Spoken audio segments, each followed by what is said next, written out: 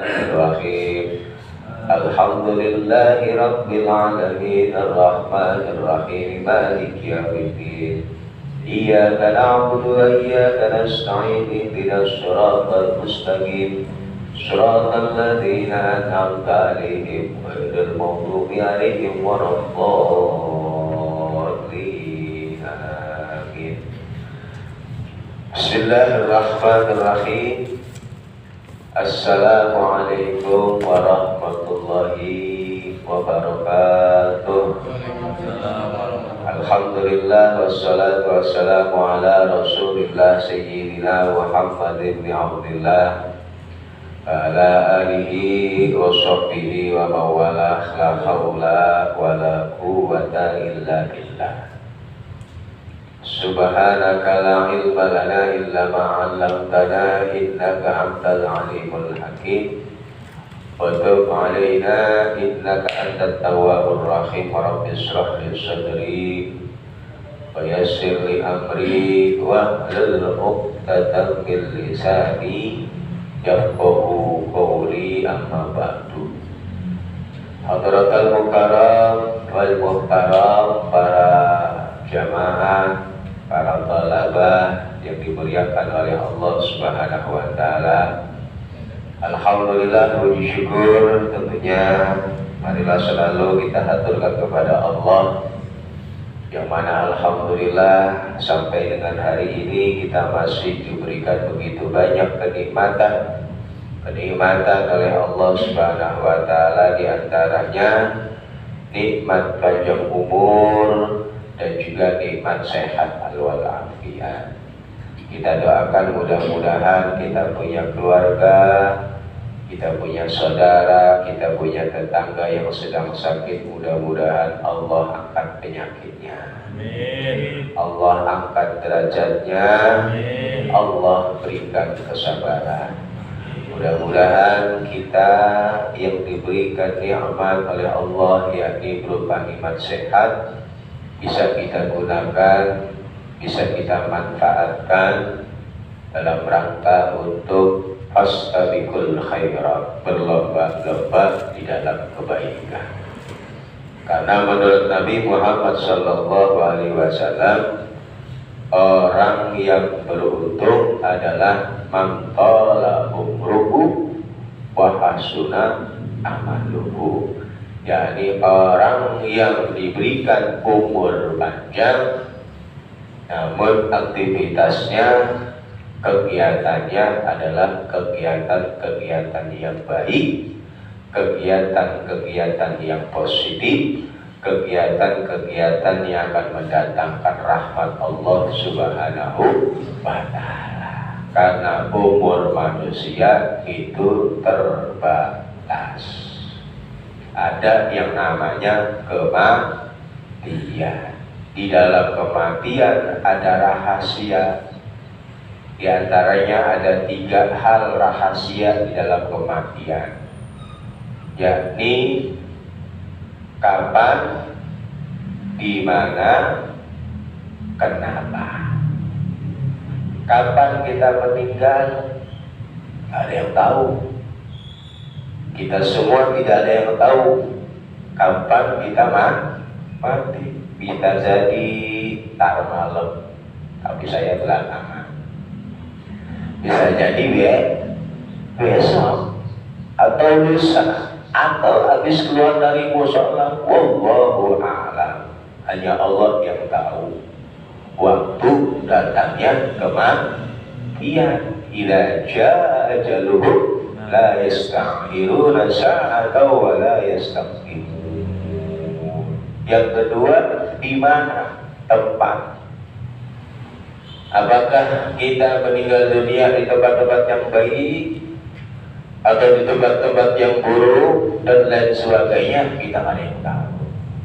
Bisa jadi kita mati lagi tidur di kasur empuk, tahu-tahu lagi tidur datang malaikat Israel, besoknya inna lillahi wa inna ilaihi raji'un.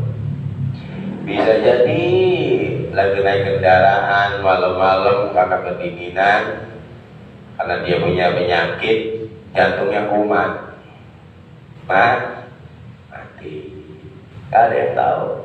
Mati di jalan, mati di rumah sakit, mati di rumah, mati dimanapun gak ada yang tahu. Bahkan bisa jadi kita bisa mati di luar negeri, bisa jadi mati di tengah laut, gak ada yang tahu. Yang ketiga, penyebab kematian. Ada yang karena sakit, ada yang ketabrak motor, ada mati lewat motor, banyak. Ada yang keledos kontainer, banyak. Belum amat tuh kemarin berita dia kemarin kontainer nabrak kedua arah. Siapa sih yang mau mati ditabrak mobil? Gak ada yang mau. Tapi memang itu menyebab kematian, dan itu khasiat kematian. Kita pengen matinya kita dalam keadaan husnul khotimah, di tempat yang baik, di waktu yang baik, dan dalam keadaan yang baik. Insya Allah matinya kita dalam keadaan husnul khotimah. Masyamatan nas ala masyaleh. Manusia mati dilihat dari kebiasaannya. Kalau dia orang-orang yang terbiasa melakukan kebaikan, insya Allah mati dalam keadaan baik. Lagi sholat, Allah angkat, Allah ambil nyawanya. Karena memang Allah Subhanahu wa Ta'ala secara adat, secara kebiasaan menciptakan manusia dengan takdirnya ini disesuaikan. Walaupun tidak semuanya.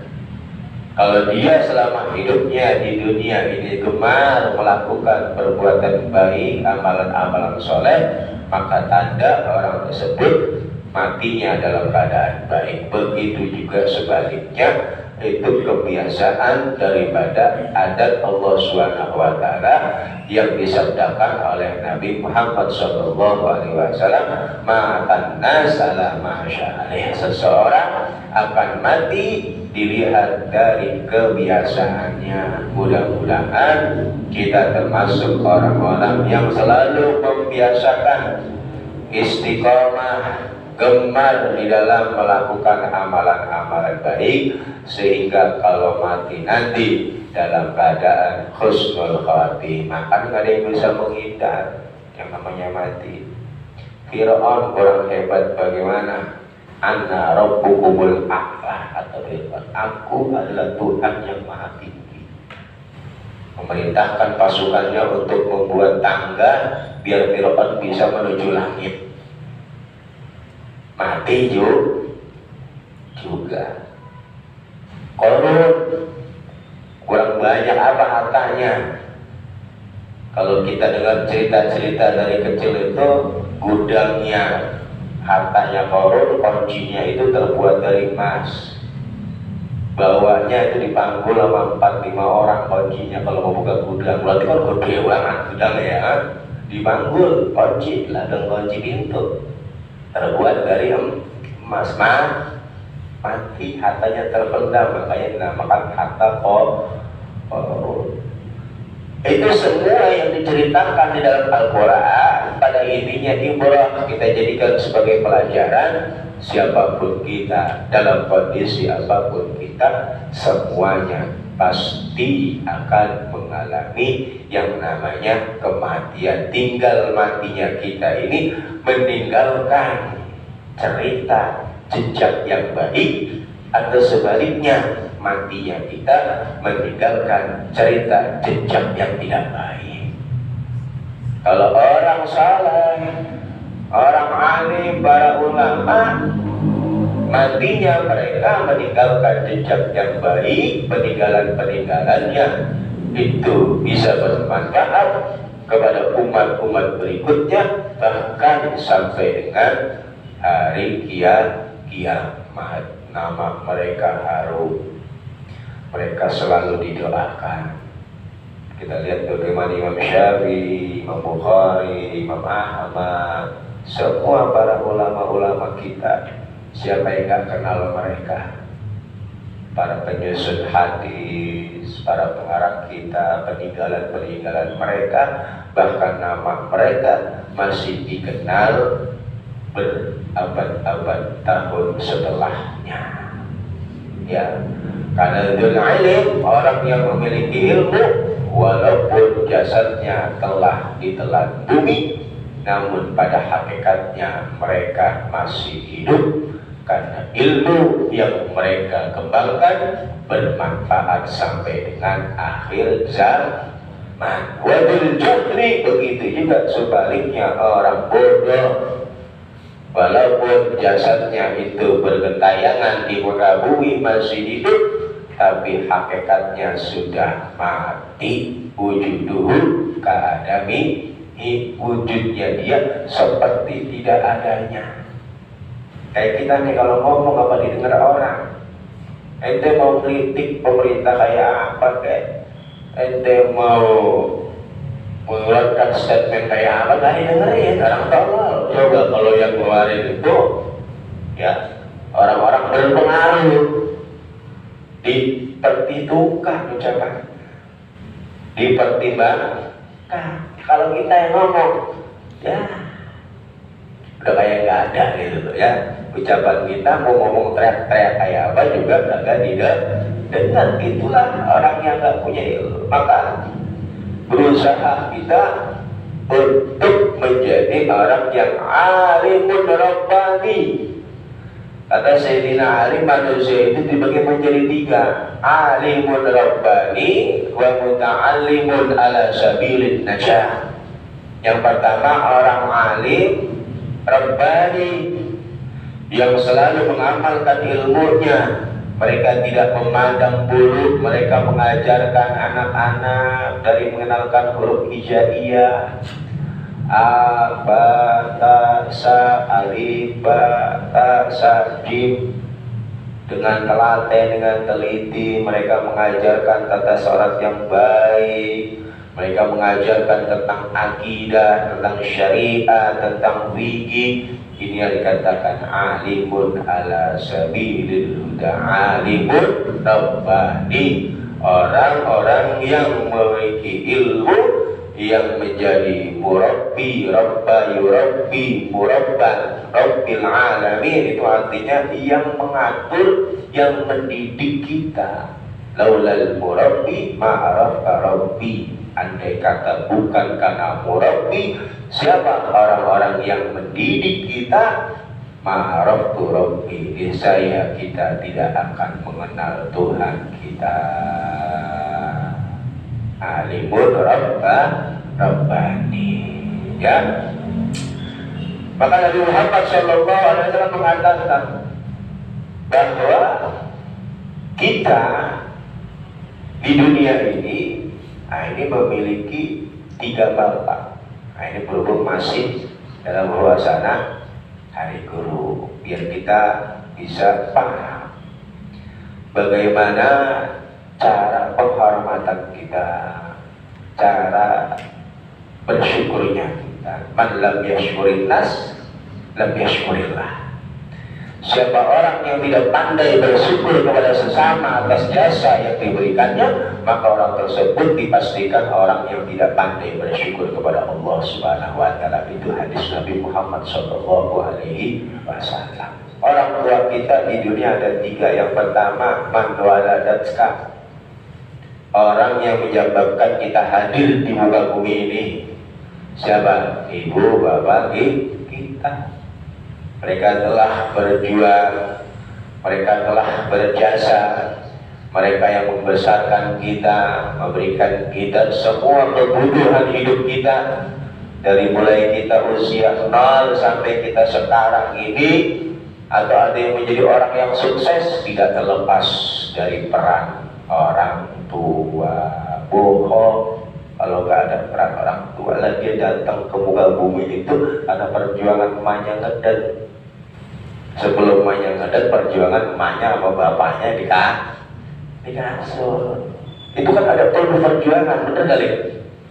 Adanya kita ini karena perjuangan emak bapak kita di kasur. Kalau nggak ada perjuangan mereka di kasur, berantem nggak ada kita, ya.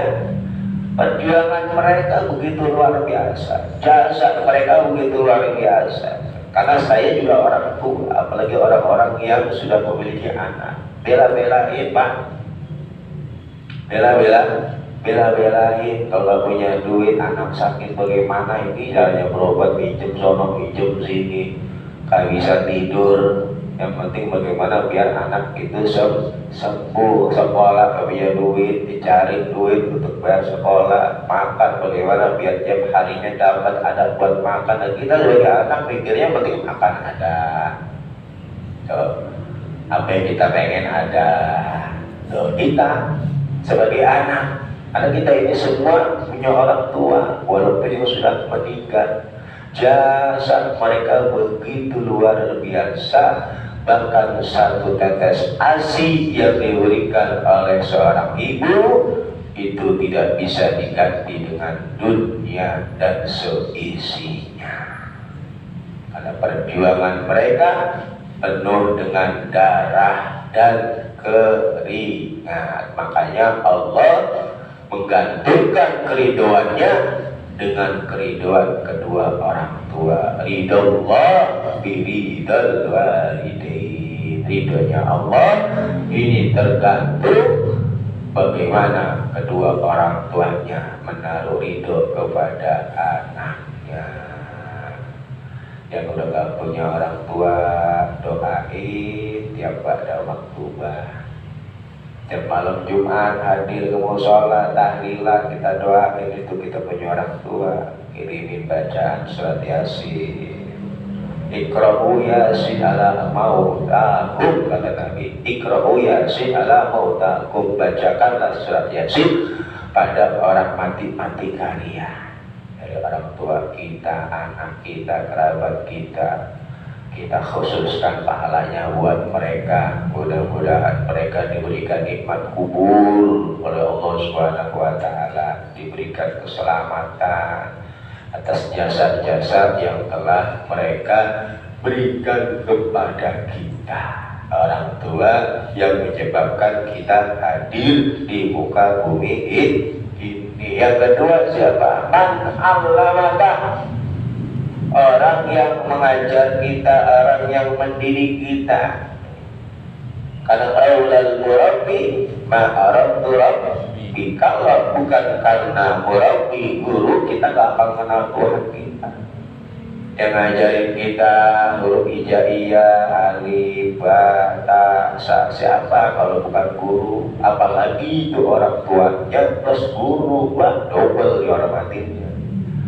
Kalau ibu udah pasti guru, karena dia yang mengenalkan kita cara berbicara dari kita masih kecil, ngajarin kita cara jalan, ngajarin kita akhlak, adab. Saru gak boleh ngomong gitu, siapa? Emak kita tuh tiap hari nasihatin. Ya, jangan tuh gak boleh, jangan, itu haram tuh orang tua kita. Walaupun tidak mengajarkan tentang hukum-hukum fikih dan sebagainya, tapi mereka juga orang-orang yang mewujudkan hadirnya kita di muka bumi ini, sekaligus juga orang yang mendidik kita.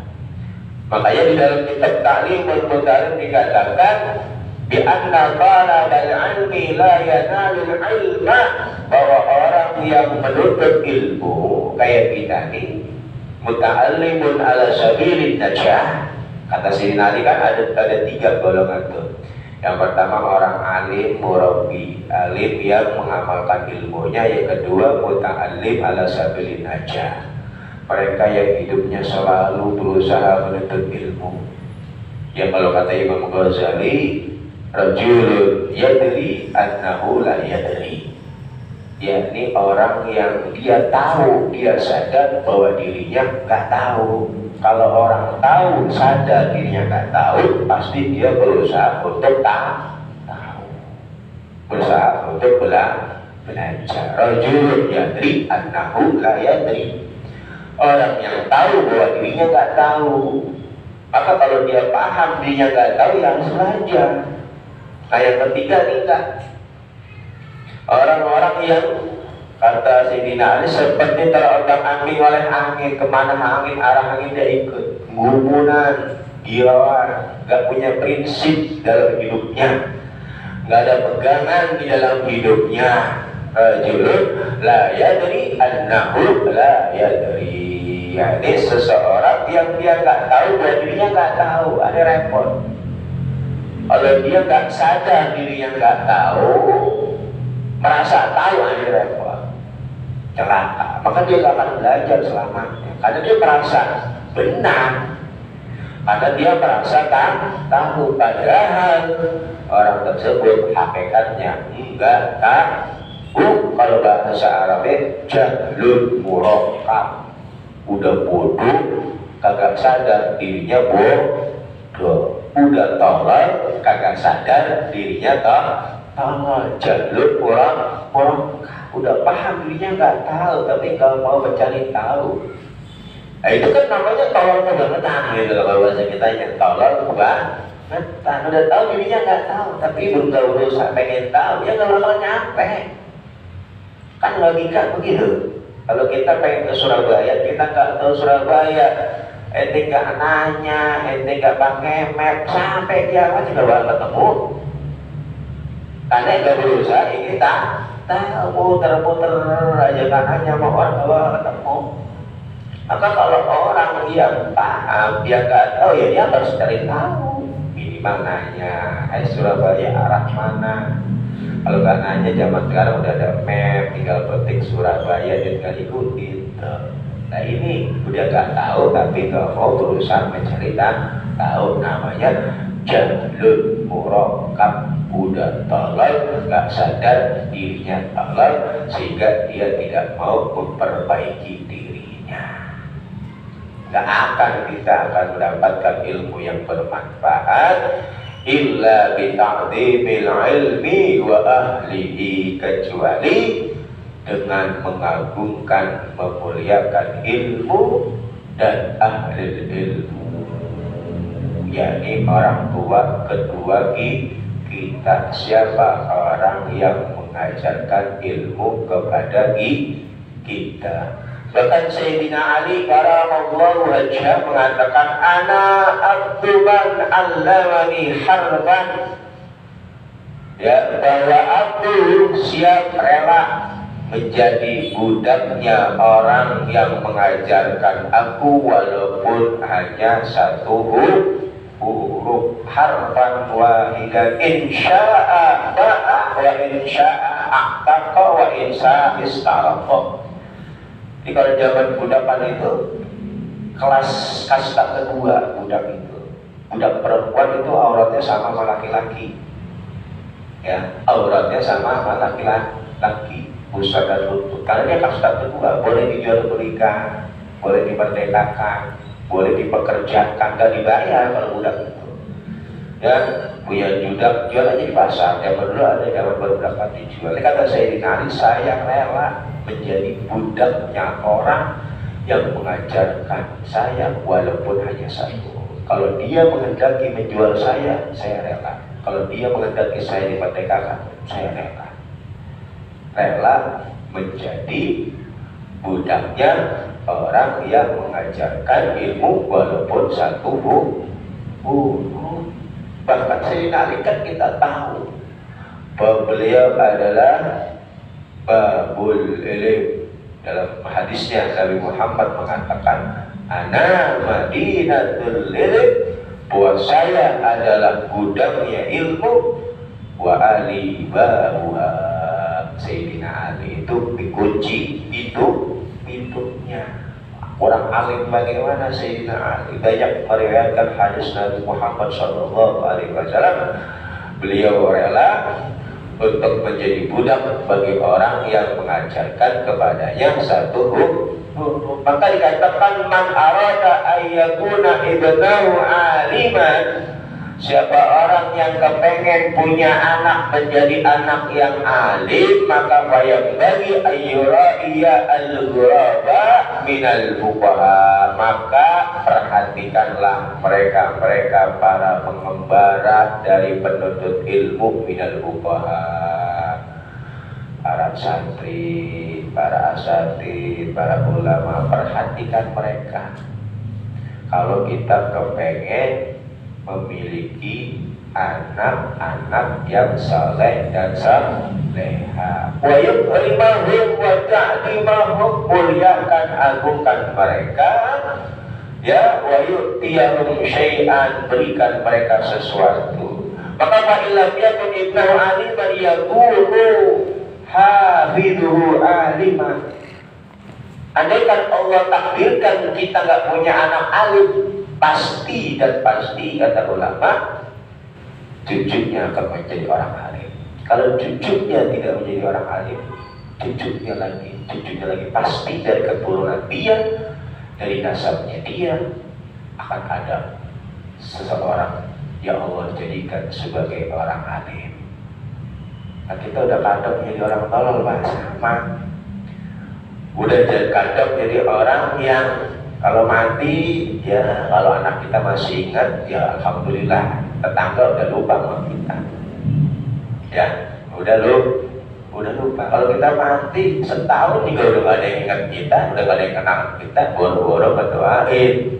Ya, kecuali kita punya anak soleh yang tiap hari ngedoain. Kalau orang lain belum tentu. Kalau orang-orang kayak kita nih, kalau udah mati dilupakan begitu saat dicari kuburannya udah hilang. Ya ada itu, dicari kuburannya udah hilang, anaknya juga udah gak perhatiin kuburan orang tuanya. Kuburan bapak gua mana ya, kuburannya gua mana ya, kuburannya udah hilang, namanya gak dikenal. Ya kita nih udah kadang jadi orang biasa begini. Kita berbicara nggak didengar orang omongan kita, ya orang yang istilahnya ya wujud badami, wujudnya kita seperti tidak adanya. Minimal kita bisa berikan manfaat kepada keluarga. Maka jangan sampai kita punya keturunan sama seperti kita. Naudzubillah, lebih hina lagi seperti kita. Kita kepengen punya anak, punya keturunan menjadi anak yang soleh. Maka kata para ulama, perhatikan orang-orang yang memiliki ilmu, perhatikan orang-orang yang menuntut ilmu, muliakan mereka.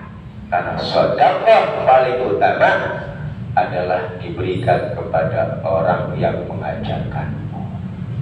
Wah, ini Pak Ustadz Imam ini lagi minta dikasih hadiah, agak. Jadi kan adab di dalam kita menuntut ilmu harus diperhatikan. La ya lalu kitab Ta'limul Muta'alim, kitab tersohor. Siapa sih yang gak kenal kitab Ta'limul Muta'alim? Ya, dari kalangan pesantren. La ya lalu tidak akan kita mendapatkan ilmu dan tidak akan bisa memanfaatkan ilmu. Walaupun kita punya ilmu, ternyata gak bisa memanfaatkan ilmu tanpa mengagungkan ilmu wa ahli, dan orang yang ahli ilmu, mengagungkan, memuliakan. Itu adab yang diajarkan oleh para ulama kita. Ya, adab yang diajarkan oleh para ulama kita, bagaimana kita memuliakan ilmu dan memuliakan orang-orang yang memiliki ilmu. Wa min tawqirihi al-mu'allim, wa min tawqiril mu'allim, di antara adab kita kepada mu'allim, orang yang mengajarkan ilmu, alla yamsya amamahu. Nah ini kalau nggak usah dipraktekkan, kalau tiba-tiba kita sehari-hari, ini di khusus pesantren biasanya. Janganlah kita berjalan di depannya, repot. Kalau di rumah begitu mah udah biasa aja. Di pesantren itu begitu. Ada para santri, gurunya lewat, dia diem, duduk, kan menghormati guru. Di dunia pesantren, di dalam Mustafa begitu, di Jawa begitu. Ya, karena di antara salah satu adab di dalam memuliakan guru adalah tidak berjalannya dia amamahu, di depannya guru. Wala yajlisa makanahu, tidak duduk di tempat duduknya. Ya. Wala yabda'u al-kalam indahu illa biiznihi, tidak mengawali ucapan di hadapannya kecuali dengan seizinnya. Ya, cocok saya buat guru, tau nggak tahu mau guru lagi pusing. Nggak tahu kalau gurunya lagi nggak punya udah serocot aja, dulu terocos aja lo, nggak tahu boleh musik milih gua ngomel-ngomel apa gitu ya, ya, untuk tidak berbicara terlebih dahulu kecuali mendapatkan izin. Wala yusiru al-kalam indahu, jangan terlalu banyak ngomong di depannya. Wala yas'alu syai'an idza malatihi, jangan bertanya ketika gurunya lagi bosan, lagi capek, lagi lelah. Lihat kondisi. Ya namanya orang kan lagi mood gak mood. Ya mungkin dia lagi kurang fit, kurang mood, ya ngomong nyerocos mulu. Nah ini banyak adab-adab bagaimana seorang penuntut ilmu agar mendapatkan ilmu kemudian bisa memanfaatkan ilmunya. Kalau saya jauh-jauh contoh Hadratus Syekh Hasyim Asy'ari, bagaimana beliau ketika menimba ilmu kepada Syekhona Khalil Al-Bangkalani, beliau rela nyemplung ke cubluk atau cubluk, kalau bahasa kitanya spitek, ya, untuk apa? Ngambil anting dari istrinya Syekh Khalil. Karena nyemplung ke cubluk, zaman dulu kan kalau WC itu WC-nya kayak empang gitu ya. Nah, di pojok banyak dulu, saya masih kecil begitu, ada jambannya ya, ada jambannya cemplung.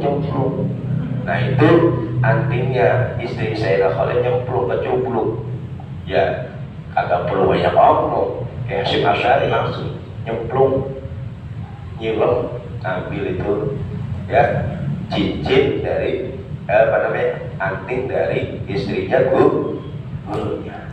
Baca banyak karomah atau perjalanan para orang-orang saleh di dalam menuntut ilmu, kebanyakan mereka al-khidmah. Khidmah apa? Mengabdi. Al-ilmu bitta'allum wal barakah bil khidmah. Ilmu bisa kita cari dengan belajar, barokah ilmu bisa kita raih bil khidmah, dengan kita mengabdi. Baca sejarah